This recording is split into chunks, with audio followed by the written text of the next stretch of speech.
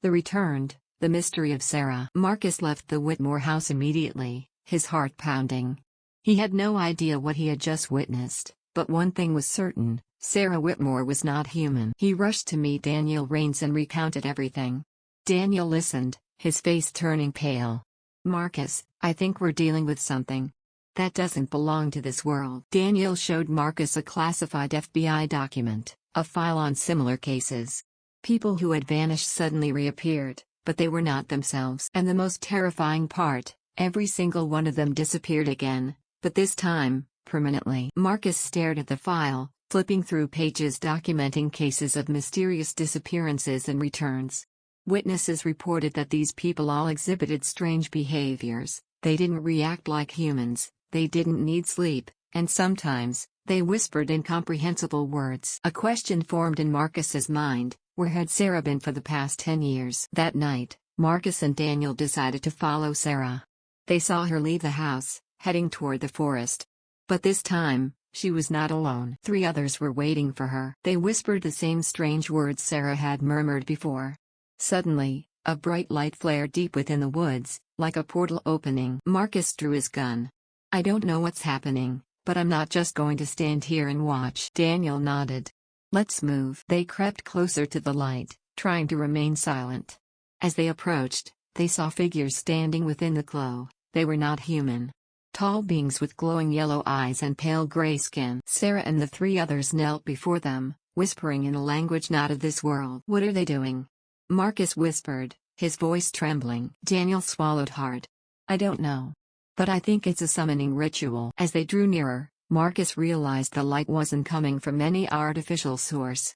It emanated from a floating sphere, swirling like a miniature storm. Sarah and the others stood around it, hands clasped in what seemed like a ritual. Then, a voice echoed, not from any of them, but from the sphere itself. "Humans. You do not belong here." Daniel fired his gun.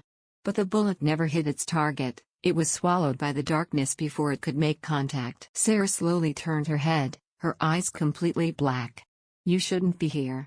But it's too late now. A chill ran down Marcus's spine. They had walked into a trap. The tall beings began moving toward Marcus and Daniel. But they didn't walk, they glided across the ground like phantoms. Daniel grabbed Marcus's arm. "Run!" But it was too late. One of the entities touched Marcus's shoulder, and immediately, a freezing shock surged through his body. His mind blurred, his memories twisted and jumbled together. For a brief moment, he saw what Sarah had seen: alien planets, invisible creatures, a dimension no human was meant to know. Daniel yanked Marcus back, pulling him out of the entity's reach. The 2 of them sprinted out of the forest, leaving behind the eerie whispers. When they reached their car, Marcus panted, looking at Daniel with terrified eyes. "We have to stop them. No matter what." Daniel clenched his fists. "I know someone who can help. But we don't have much time." Marcus and Daniel sat in the car, still catching their breath. No one spoke for a few minutes until Marcus finally asked, "You said you know someone who can help? Who?" Daniel stared out the window, deep in thought. "A former colleague of mine at the FBI. A specialist in unexplained phenomena. If anyone understands this, it's him." Marcus nodded. "Let's go.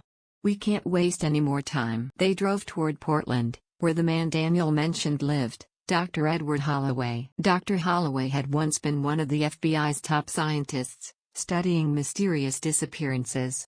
He lived in an old house on the outskirts of the city, its walls covered with maps and stacks of classified documents. As Daniel and Marcus entered, Holloway stared at them for a moment before muttering, "I've been waiting for this day." Daniel frowned. "Waiting for what?" Holloway pulled them toward a large board filled with dozens of photos, pictures of missing persons. All of them had one thing in common: they returned, but they were no longer themselves. "They are not human anymore," Holloway said grimly. "They've been replaced." A shiver ran down Marcus's spine. "Replaced by what?" Holloway met his gaze. "No one knows for sure. But we call them the shadow parasites." According to Holloway, these entities had existed for centuries. They had no fixed form, inhabiting human bodies to survive in this world. "Where do they come from?" Daniel asked. Holloway sighed. "Not from another planet. From a parallel dimension. They seek to infiltrate our reality by taking over human hosts." Marcus frowned. How do we stop them? Holloway's expression darkened. The dimensional gateway only stays open for a short time. If we don't close it before it's too late, they will bring more of their kind into our world. Marcus and Daniel returned to Willow Creek. But as they crossed the town's boundary, something strange happened. The streets were empty. Every house was dark. No cars. No people. What the hell is going on? Marcus whispered. Daniel gripped his gun, sensing the danger around them. They headed toward the Whitmore house, where Sarah had been. Inside, they found Sarah's parents lying motionless on the floor, eyes wide open and empty. Marcus checked for a pulse. They were still breathing, but it was as if their souls had been drained away. Suddenly, a voice echoed from the staircase. "You're too late." Sarah stood there, her eyes pitch black, a twisted smile on her lips.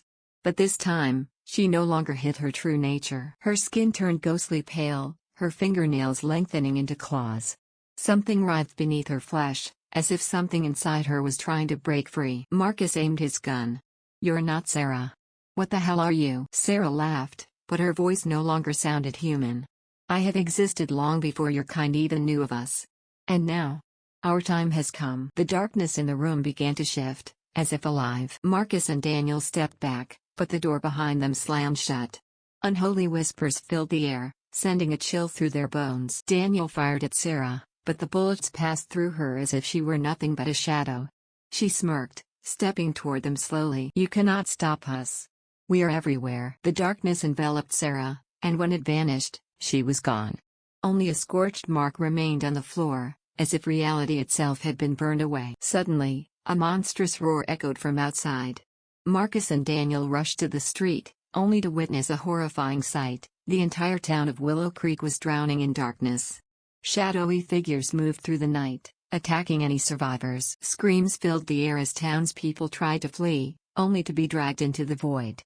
Marcus tightened his grip on his gun, knowing the real battle had just begun. Daniel turned to Holloway.